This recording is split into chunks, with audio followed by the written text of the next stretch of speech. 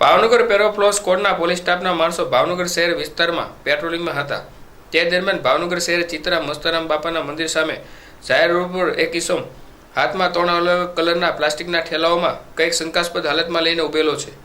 જ્યાં બાતમી મળી જગ્યાએ રેડ કરતા તેને પૂછપરછ કરતા અને ઠેલો ચેક કરતા ઠેલામાંથી ગેરકાયદેસર ભારતીય બનાવટના ઇંગ્લિશ દારૂના જથ્થા સાથે અમિતભાઈ ઉર્ફે લખન ઈશ્વરભાઈ રાઠોડ રહે તિલકનગર આડોરેવાસ વાળાને કુલ કિંમત ₹22,750ના મુદ્દામાલ સાથે ઝડપી લીધો હતો। જ્યારે અભિષેક ઉર્ફે લાલો ભીખાભાઈ પરમાર રહે આડોરેવાસ વાળાને ઝડપી લેવા ચક્રો ગતિમાન કર્યા હતા।